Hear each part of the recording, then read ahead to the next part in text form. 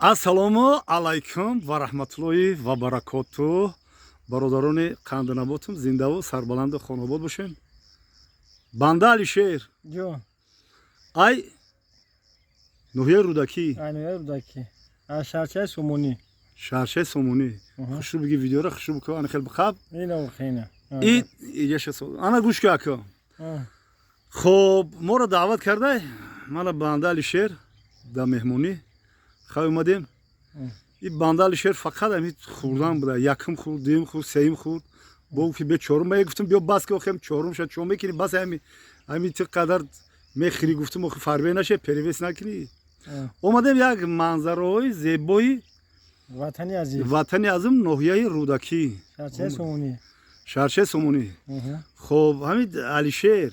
Ча Алишер ном дори а? Сайти интернети?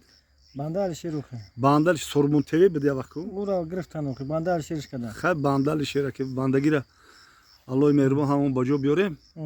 Худо нигаҳбонтон бошад. Гӯш кӯ Алишер, ман тира як-ду савол метавонам. Иф бисёр вай мекуна. Навор мекуна. Фақат насиҳат мекуна. Ҳамин маҳал ку насиҳатат падаро худшуна гӯш мекуна. Бо ту гӯя ки ту як ҷавони мегӯян ки ҷавони хел насиҳат кеста мегӯяй биравай ки шеър мехонад насиҳат мекуна. Ту ягон манзараҳои зебои Тоҷикистона ба навор бигир. Фаҳмидӣ? Мисол ҳамин кӯҳсор ту айги ҷои вообще ватанат киҷо да ҷои таваллудат ватани Тоҷикистона ҷои таваллудат киҷоай? Ҷои таваллудам райони Фархор. Ина Фархор. Фархор манзараҳое дора ки дар дунё хел манзараҳо нест. Кӯи Қаратова медунӣ? Бале. Лабан медонӣ? Лабан қишлоқи Ламан мегӯянд. Чӣ мегӯянд? Ламан. Ламан қишлоқи Ламан. Анам қишлоқи Ламан ба ин тарафаш кӯи Қаратова мегӯянд, а? Қаратова. Ту бира пистаҳои Қаратова навор кӯ. Пистаҳои Қаратова навор кӯ. Ту бира хоб манам границаи ҳавзои парвариши моҳия дар границаи усу Афғонистон ису Фархор.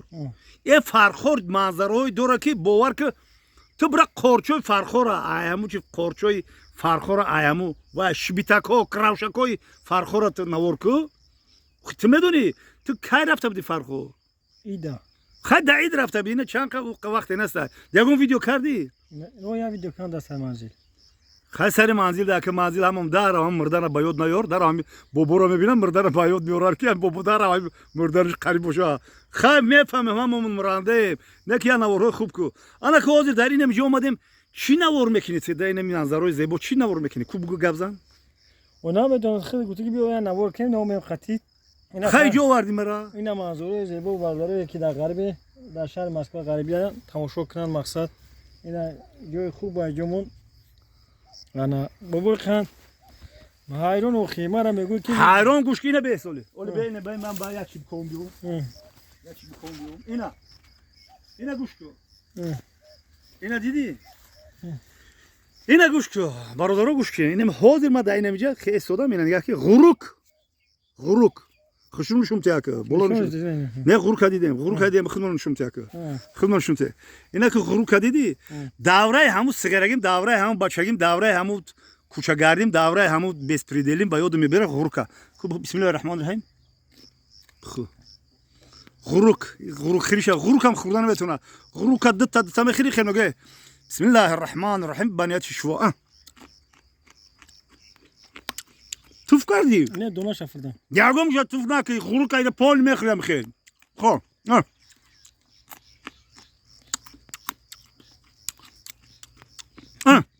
ғурук. Туф мекунай ғурука. Донаша бовардам. Бас сайгара мехӯрам. Донашона бихӯ фоида дорад.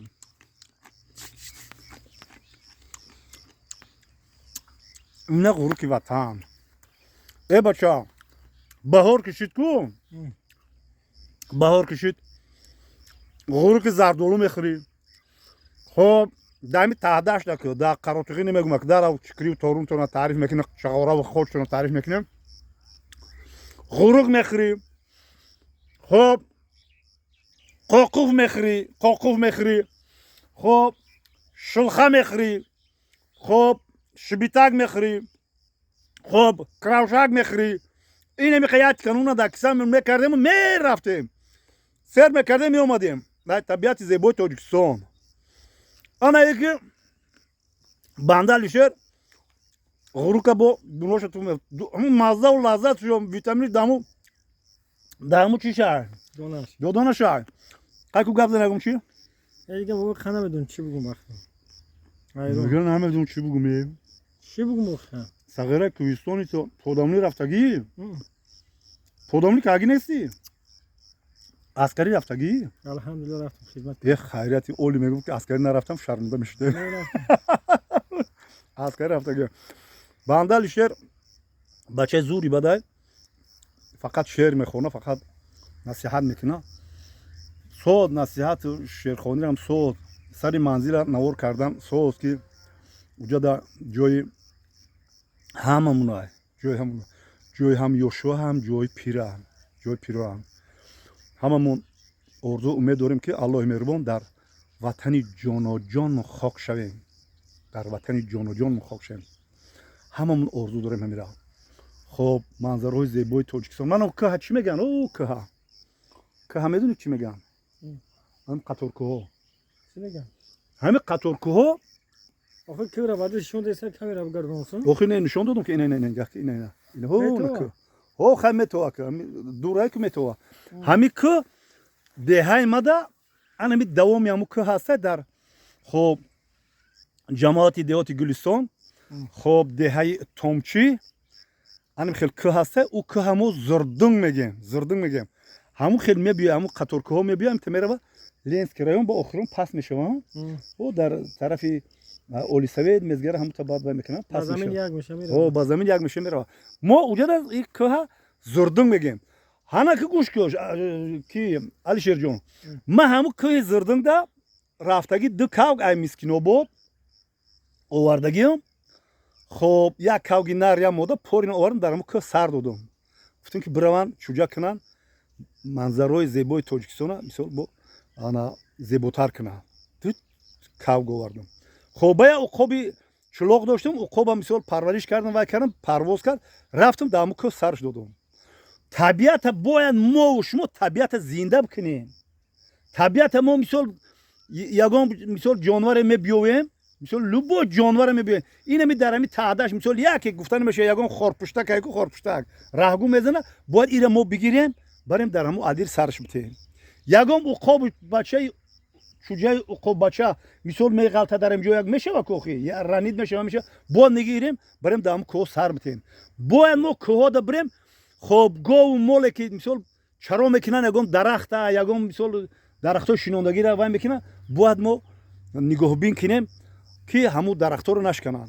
آخه ما باید اینی خیلی نوارو کنیم من این خیلی جوانو رو بفهمونیم نصیحت اونو میکنم ناشرگی هم نصیحتی من بفهمونیم که همین منظرهای زیبای تاجیکستان باید ما هر یک نهال بتای بده غمخوار و دلسوز باید باشیم هم خیلی هسته علیشر جون کو یکم چی بگو آخه تو یکم چی گپ زن نمیدونم چی بگم خیلی گپ زن چخچخ این دیگه همین جوانو را چی گفتنی بر خدا این جوانا کو ولی گوش که بخوام من مثال همون شعر بگم بعد خودت میگو که دیگه کار نداری شعر میگوشی با شعر تا کی مونده مثلا خیلی خودت چی گفتن نسبت همین جوانو که شعر کو شعر شاعرها گفتن شعر شاعرها گفتن خیلی ما تکرار میکنیم ما باید یه چیزی که ایدیل خودمون بگیم ای فهمیش کروگازور خودمون گپ زنیم شعر اوایو گفتن ابا عبدالله رودکی خدا رحمتش کنه جوش جنت کنه بسیار شعر گفت آخران گرفتن کوروش کرده یا شعر بودن دشمنای یعنی ملت گرفتن نیل کشیدن بعد چشمای ابا عبدالله رودکی کوروش کرده تا جهان بود از سری آدم فراز کس نبود از راه دانش بینیاز مردمانی با خیرت اندر زمان راه دانش را به هر گونه زبان گیر کردند و گرامی داشتند تا به سنگ اندر همه بینگاشتند دانشان در دل چراغی روشن است و از همه بدبرتنی تو جوشن است البته من شاعر نیستم من یگام خیلی سخنگو نیستم من دهقانم با یگام ابزار ویران کردم در میگیره وای میکنه که بابا ابزار ویران کنم خیلی مکانیش من شاعر نیستم من شاعر هستم اینم خیلی دیگه چی گفتنی هستی؟ خیلی گفتنیم که همین برادرایی که چی در تاجیکستان چی در مسکو چی در دیگر شهرها هستند مقصد یا دیگر فهمی باشند دستگیر یکدیگر در همه روی گوشه دنیا که باشند دستگیر یکدیگر داشته باشند در حق یکدیگر دعای خیر کنند و پیش همه دعاگو باشند که وطن عزیز ما و شما تنج آرام باشه چون که در اینجا پدر و مادر ما و شما اهل اولاد ما و شما زندگی به سر میبرند. ها مگه که خیلی ویدیو خوب کیسه هم давай گزاوت که همین خیلی گفتنیم زنده و سربلند و خانواد باشین اول ویدیو رو میکشم با یشکم غرو که دیگه میخرم با میرم خدا نگهبانتون باشه بنده علیشیر یک ذوق و شوق زیادی داره پروسا کو مدنی بنده علیشیر ده چیکو کنم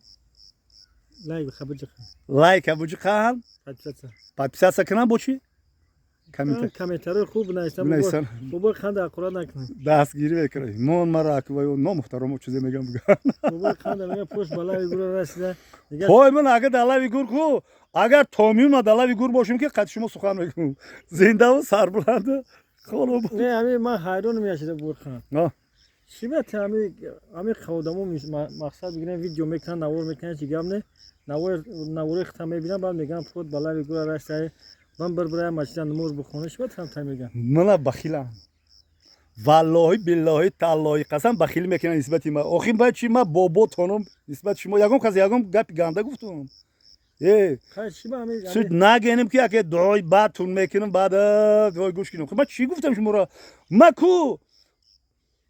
ماکو تو مردن من نوار میکنم نه بابا مقصد که خیلی هست از جوانایی که ویدیو میکنه جوانای مثل 20 سواد به عقل مثل ایش داشنو میگن اخورات هر خی گپو هر خیلا بو هیچ کس چونو میگه مقصد امور هیچ نه خیلی جوان نوار میکنه در رفته هر گم میگه خیمون بکلا خی پاسی پوچو هزار غیبت پاسی قاضی هزار غیبت پاسی مولای ده هزار غیبت پاسی رئیس ده هزار غیبت من گفتم بگیره من فقط چیکار میکنم گاز آورد میکنم زنده و سربلند و خانواد باشه خیلی مردم دوبته دوستم در کرده الله مهربان همه مردم سربلند تاجیکستانی عزیزا عمری دراز تنی صحت مغز سالم خوشی های زندگی را نصیب روزیتون کردن الله مهربان چه مراد و مقصد آرزوی دارم با اون مراد و مقصد و آرزوی داریم الله مهربان برسونمون الله اکبر